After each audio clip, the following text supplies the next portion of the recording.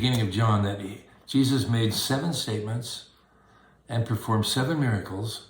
And around those 14 things, John was able to write in chapter 20, verse 31 says, and these are written that you would believe that Jesus is the Christ, and believing that you would have eternal life. So we're going to hear the first of the 7 statements. And every one of the 7 statements has to do with the I am.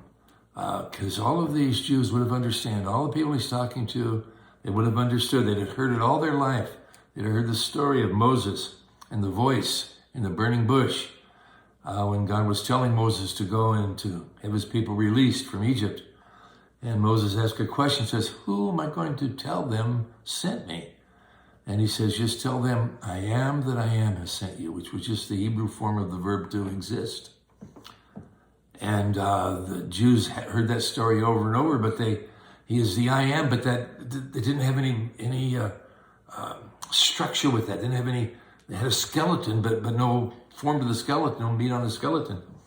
So Jesus comes and gives us 7 statements, and each one of those 7 statements is a great part of the definition of who God is and what he's like. So we're going to see the first one today. All right? Pick it up, verse 22 of chapter 6 of John. On the following day, when the people who were standing on the other side of the sea saw that there was no boat there, except that one which his disciples had entered, and that Jesus had not entered the boat with his disciples, but his disciples had gone away alone. However, other boats came from Tiberias, near the place where they ate bread after the Lord had given thanks. When the people therefore saw that Jesus was not there, nor his disciples, they also got into boats and came to Capernaum seeking Jesus. And when they found him on the other side of the sea, they said to him, Rabbi, when did you come here? Jesus answered them and said, most assuredly, I say to you, you seek me, not because you saw the signs, but because you ate of the loaves and were filled. So we're going to have some very interesting statements from Jesus and some things that we're going to hear and be confronted with that are life-changing for us, and explaining some things, and it's really, really good. Now, obviously, these people went to a lot of trouble. They extended a whole lot of energy looking for Jesus. It just goes to show you how hard people will work for something that satisfies them. They want some satisfaction. This time, however, they're about to be told that they are looking for satisfaction in all the wrong places for all the wrong reasons.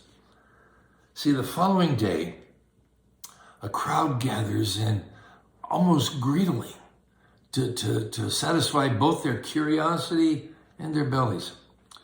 Some even come in boats from Tiberias, near the place where they ate bread after the Lord had given thanks. John speaks so modestly of this event. That's where he had multiplied. He doesn't call it multiplying and, to feed 5,000 men plus women and children with the barley loaves and some fish. He just says he gave thanks. The deeper meaning of what has taken place seems to be conveyed by his referring to Jesus as Lord. That's the word for the living God of Israel. There appears to be some confused wondering among those gathering.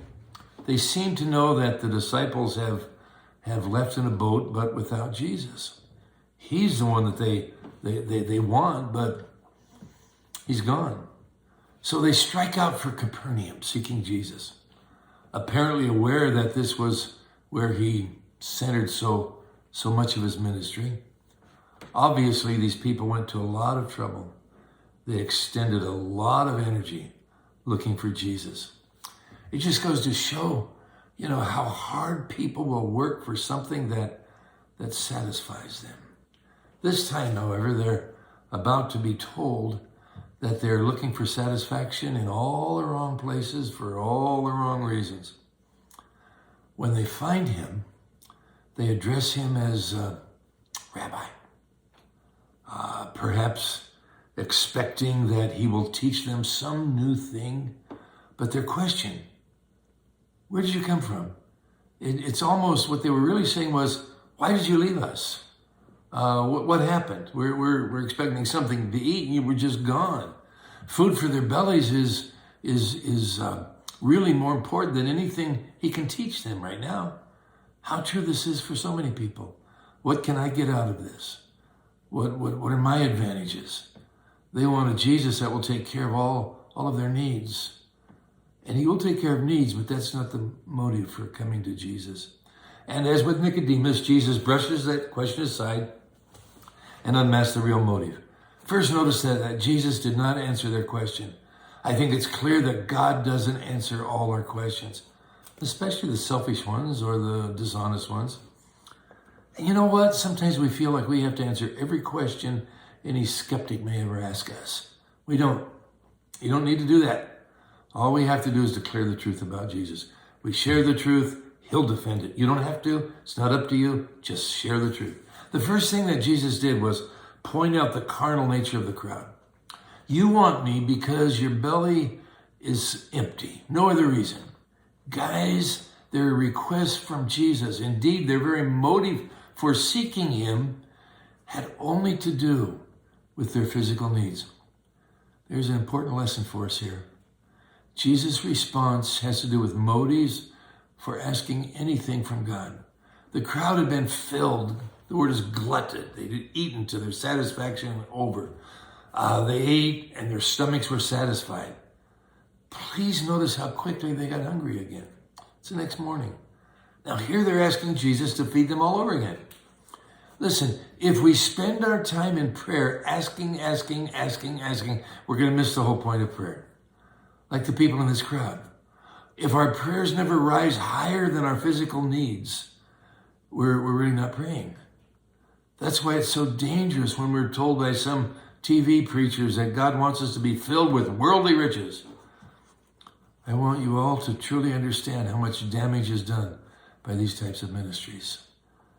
There are also churches that try to make church just an entertaining experience. Why? To satisfy the demands of the people. More entertainment, more people in church on Sundays. Pandering to the carnal nature. And the result of all this? Unanswered prayers. Unfulfilled hopes. Why? James gives us the answer. James says in chapter 4, verse 3, when you ask, you do not receive, because you ask with wrong motives, that you may spend what you get on your pleasures. Wow, interesting verse. Prayer has not been designed by God to get him to do what we want. Its purpose is to get us to desire the same things for us that God does. What's God's desire for us? Read on, verse 27. Do not labor for the food which perishes, but for the food which endures to everlasting life, which the Son of Man will give you, because God the Father has set his seal on him.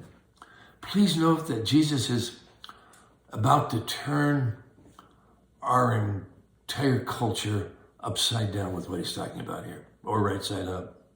This teaching of Jesus is exactly the opposite of everything we hear and everything we've been taught. We've been taught, hey, you got to take care of yourself. Take care of number one. You're unhappy, make a change. Do this, take care of yourself. Do whatever you have to do, even if it hurts other people. Well, you can apologize maybe later, whatever. But anyway, it just, it's all about us. And we have to be the best. If we're going to get on top, we have to be the best. And we're going to, have what we need and what we want. We have to work and strive for it and try to do the best.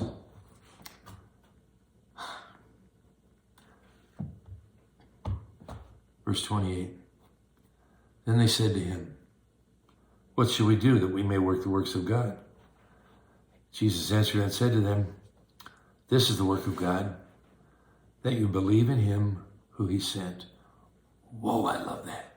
This is the work of God, that you believe in him whom he sent, that you believe in Jesus. As tasty and as nourishing as the loaves and fish may have been, this is food which perishes. The whole digestive process, so necessary to sustain physical life, is part of an order that passes away. Death is its inevitable end. How foolish then to make this food the end of all labor. Jesus doesn't despise the fleshly needs of human existence. If so, he would never have come in the flesh nor fed these people. But he's speaking of an earthly system that will pass away. He says, however, there's verse 27, we just read it. There's a food which endures to everlasting life. It feeds the deepest center of human existence, the spiritual self, and it continues to satisfy.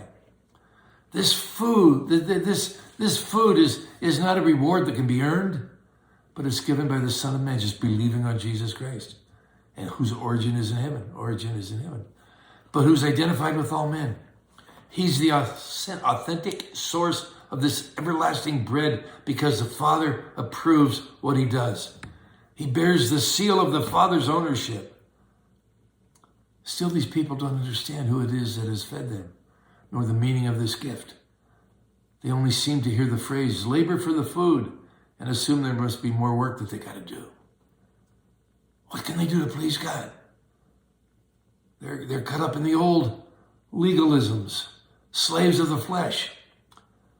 But the food that Jesus shares is given by the Father. It's a work of grace. Food that cannot be earned, only received. So it is a response of faith, believing in the one whom the Father has sent, receiving what he has to give. That's the work of God.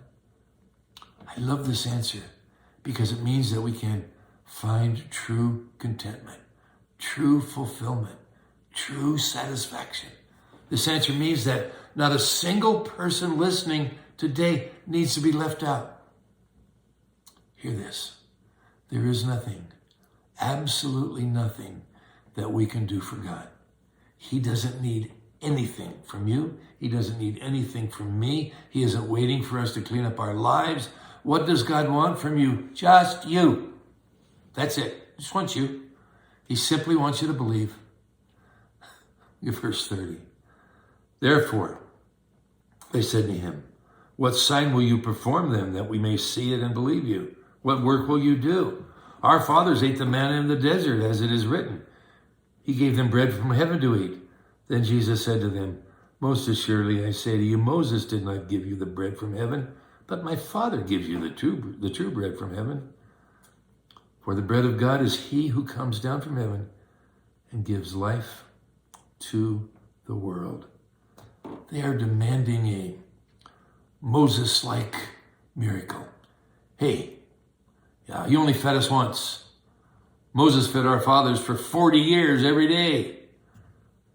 And Jesus, instead of being angry with them, does his best to turn the discussion from the physical to the spiritual to help them better understand. I urge all of us to get beyond the physical realm and live in the place of spiritual significance. We must, as Paul tells us, get our minds on things above, not on things of the earth. Why? Because it's heaven where Jesus is seated at the right hand of the Father. It's in heaven where our real appetites, our spiritual ones, will be satisfied. Being with Jesus is better than receiving a miracle by far. Nothing this world has will ever truly satisfy. Verse 34, then they said to him, Lord, give us this bread always. And Jesus said to them, I am the bread of life. He who comes to me shall never hunger, and he who believes in me shall never thirst. But I said to you that you have seen me, and yet you do not believe. Now this crowd is so enslaved to the flesh, continuing to make their demands. They still don't understand what Jesus is saying. Jesus had just said something that should have changed their lives at that moment. He said, I am the bread of life.